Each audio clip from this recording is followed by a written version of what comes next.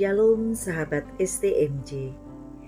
Injil hari ini diambil dari Yohanes 6 ayat 37 hingga 40 yang berbicara tentang roti hidup, bagaimana Yesus menginginkan kita percaya hanya kepadanya saja. Saya terkesan dengan ayat yang ke-40 yang berbunyi, "Sebab inilah kehendak Bapa-Ku, yaitu supaya setiap orang yang melihat Anak dan yang percaya kepadanya beroleh hidup yang kekal, dan supaya Aku membangkitkannya pada akhir zaman." Kita tahu sebagai orang percaya, tujuan akhir hidup kita pasti untuk memperoleh hidup yang kekal. Hidup dan percaya hanya pada Yesus, karena Dia adalah jalan, kebenaran, dan hidup. Tidak ada seorang pun yang datang kepada Bapa jika tidak melalui Aku. Itu yang Yesus katakan kepada kita. Pada tanggal 2 Desember tahun yang lalu, suami saya, kekasih hati saya, telah pulang ke rumah Bapa di surga. Saya sangat terguncang dengan kenyataan ini. Saya sangat sedih dan sedih sekali.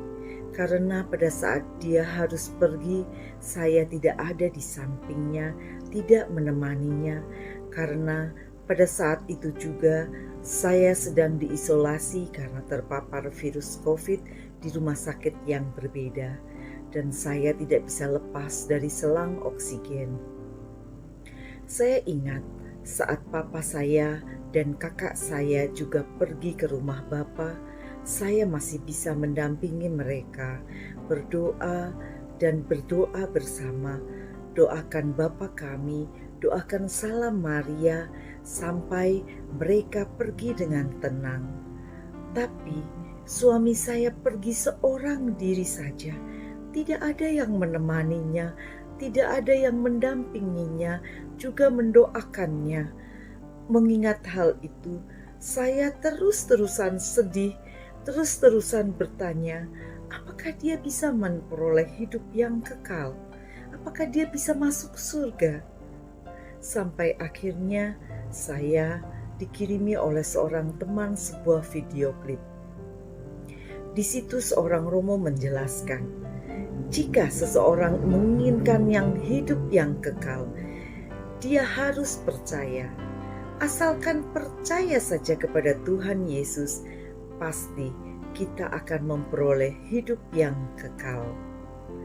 Hal inilah yang membuat saya berangsur-angsur mulai bisa menerima dan mulai yakin bahwa suami saya pasti akan masuk ke dalam surga. Walaupun sebagai seorang Katolik, kita tahu kita harus melewati api penyucian. Disinilah saya berdoa kepada Tuhan, memohonkan ampun kepadanya agar dosa-dosa suami saya yang belum sempat dia lakukan sebelum kepergiannya boleh mendapatkan pengampunan sehingga dia boleh segera masuk ke dalam surga. Dan saya yakin dan percaya dia boleh masuk ke dalam surga karena dia adalah seorang yang sangat percaya akan Tuhan Yesus. Dia aktif dalam berbagai pelayanan dan dia selalu hidup benar. Hal itulah yang membuat saya yakin dan percaya seperti yang Tuhan firmankan kepada kita pada hari ini, bahwa asalkan kita percaya kepadanya, kita akan memperoleh hidup yang kekal.